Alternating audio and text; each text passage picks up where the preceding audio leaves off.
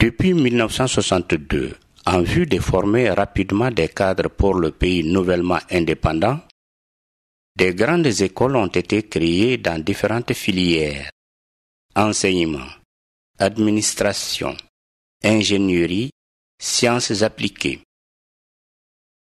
Malgré cette expérience réussie, ces grandes écoles accueillent de plus en plus d'étudiants au fil des décennies et arrivent à saturation. Avec l'avènement de la démocratie en 1991, suite à la chute de la Deuxième République à laquelle le monde scolaire a activement pris part, une réforme de l'enseignement supérieur s'impose. Les responsables politiques s'appuient alors sur le réseau des grandes écoles déjà existants: ENA, ENI, ENSUP, EHEP, EPR entre autres, et tiennent compte des expériences des pays voisins. La concertation tenue en avril 2014 s'inscrit dans un processus mené au niveau de l'espace 8 mois. Une première étape consiste au niveau de chaque État à mener des réflexions, des diagnostics, de faire des propositions de solutions pour un système d'enseignement supérieur performant. Mais ces réflexions aussi, qui sont menées dans les autres pays, vont conduire à une concertation régionale. Depuis l'indépendance, la plus grande restructuration que l'enseignement supérieur ait connue est la création de l'Université de Bamako en 1996. Les structures qui étaient alors appelées écoles supérieures ou grandes écoles sont devenues des facultés, écoles et instituts universitaires. Ce système universitaire basé sur les grandes écoles confère au Mali une originalité dans la sous-région. De nombreux étudiants venus de différents pays voisins y sont accueillis également et continuent de l'être de nos jours. Après l'indépendance, cette grande école était fonctionnelle, à savoir l'école normale supérieure, l'école nationale d'administration, l'école de médecine, l'école nationale d'ingénieurs, l'Institut polytechnique rural de Katibougou, l'école des hautes études pratiques et l'école nationale des postes et télécommunications. Certaines d'entre elles ont changé de vocation en adaptant leur programme et en intégrant des étudiants de différents niveaux. À la différence des autres pays, on a tourné momentanément le dos à l'enseignement universitaire classique. On ne l'a pas éludé, on a dit pour le moment, cherchons une nouvelle voie qui puisse nous permettre de faire face rapidement aux besoins cruciaux que le pays connaît. D'où la création de ce qu'on appelle les grandes écoles. Le nouveau système a permis une segmentation de la formation avec à la clé une diplomation progressive qui était inexistante dans l'ancien système et une amorce de démocratisation de la gestion des affaires de l'université. Mais l'arbre ne doit pas cacher la forêt. Vu le nombre croissant d'étudiants, l'enseignement supérieur a tout de suite été confronté à de nombreuses difficultés malgré la scission de l'Université de Bamako en 4 universités thématiques en 2011 par décret pris en Conseil des ministres. Je peux bien le dire, c'est une occasion qu'on attendait depuis longtemps, vu la vision du système LMD qui est de faciliter la mobilité sous-régionale et régionale, qui est de miser sur la performance individuelle des apprenants, qui est aussi de renforcer les capacités. Pour permettre à l'université de répondre aux attentes nationales, plusieurs initiatives sont prises, parmi lesquelles l'élaboration du document de politique nationale de l'enseignement supérieur et de la recherche en 2010, qui définit les principales orientations du secteur, la récente concertation nationale sur l'avenir de l'enseignement et de la recherche scientifique, tenue les 7 8 et 9 avril dernier. Le personnel scientifique travaille sur des axes de recherche qui reprennent les grands domaines de la recherche agricole. C'est le lieu de souligner qu'à l'instar des autres établissements d'enseignement supérieur, l'IPR est une institution qui fait partie du système national de la recherche agricole. Donc nous travaillons à ce titre-là sur des thématiques particulières. Il s'agissait là de mettre à plat tous les problèmes de l'enseignement supérieur et de la recherche et de proposer des solutions idoines. Le projet de construction de nouveaux pôles universitaires, notamment à Kabala, Kati, Ségou et Sikasso, et l'ouverture très prochaine d'une école supérieure de journalisme s'inscrivent en droite ligne des engagements des plus hautes autorités qui ont à cœur la refondation de l'enseignement supérieur et de la recherche. Une volonté clairement exprimée par Maître Moutaka Tall, arrivé à la tête du département de l'enseignement supérieur et de la recherche scientifique en avril dernier. Dans sa vision stratégique de développement, le ministre Tall entend pérenniser les acquis et apporter des innovations dans le secteur. Rien, absolument rien n'est possible au niveau de l'enseignement supérieur sans un engagement fort de tous les acteurs. Il s'agit du cabinet, du personnel enseignant et des chercheurs, du personnel administratif et des syndicats enseignants et étudiants. C'est dans cette optique que plusieurs démarches ont été entreprises durant les 4 mois depuis sa prise de service.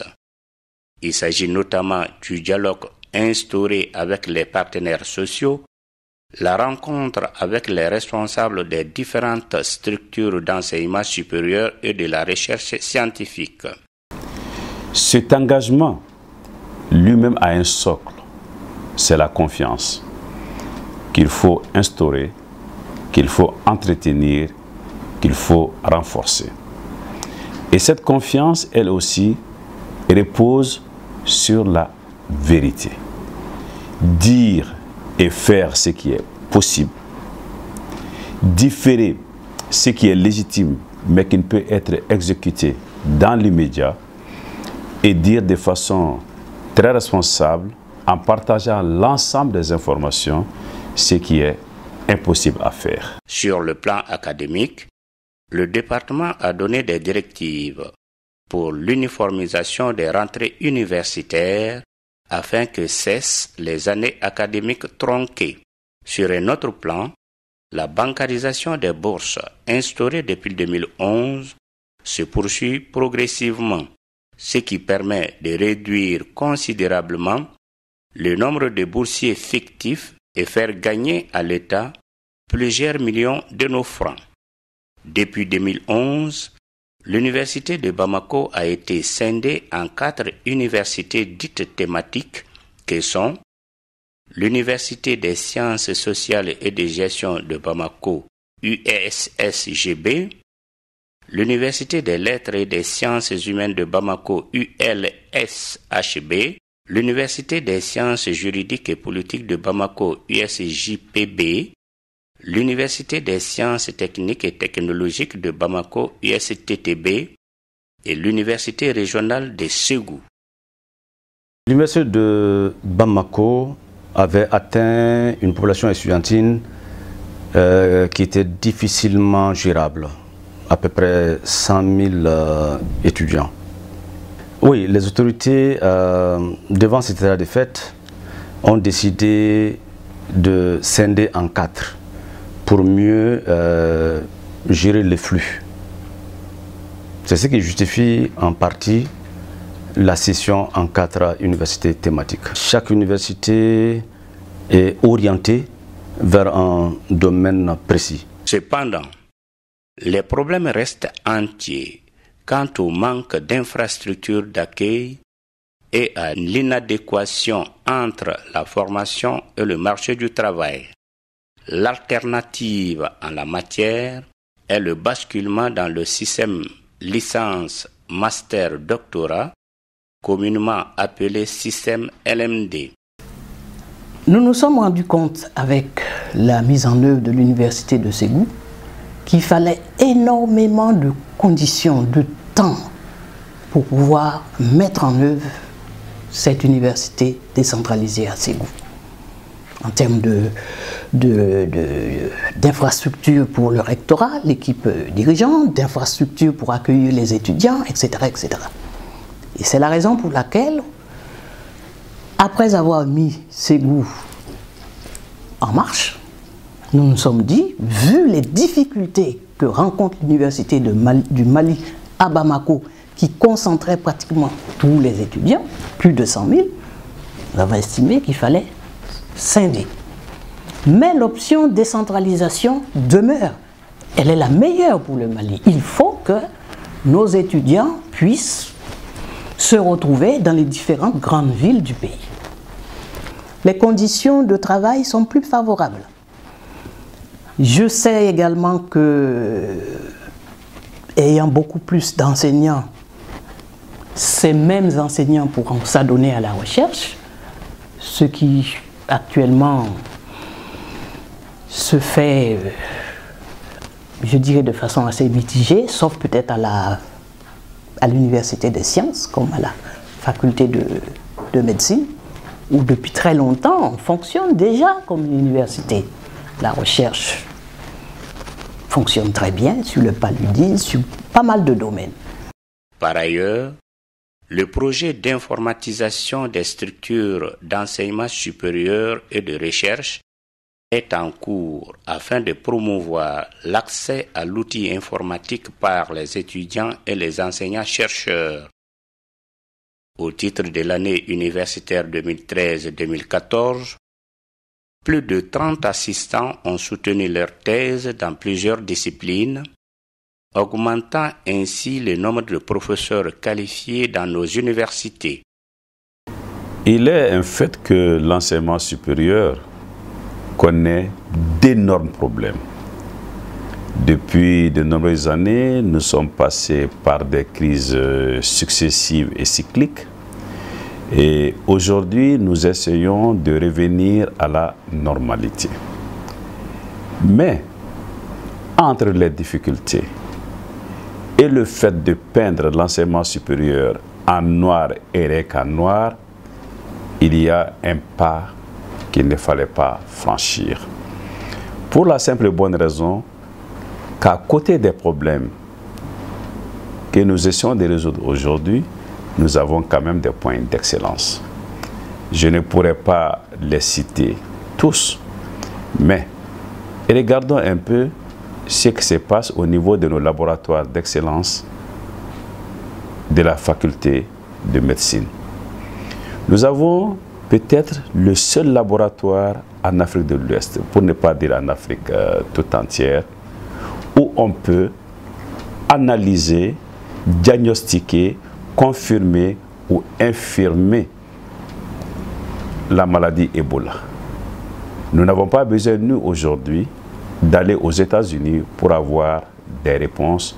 Ici, au Mali, nous pouvons les faire. Nous sommes très avancés aujourd'hui sur la recherche d'un vaccin contre le palu. Deuxième illustration que je pourrais faire, c'est le travail fantastique qui se passe au niveau de l'UPR ISFRA de Katibougou en matière de semences et autres recherches d'ordre agronomique. Donc l'Université du Mali, à côté de ces problèmes, a aussi ses points d'excellence. Il n'y a aucun doute que l'éducation, l'innovation et le taux de participation dans l'éducation supérieure et scientifique est un indicateur principal du potentiel d'un pays pour produire une société instruite, ce qui est un préalable au développement technologique et économique du pays. C'est pourquoi le débat sur la question « Quel enseignement supérieur pour le Mali de demain ?» reste d'actualité.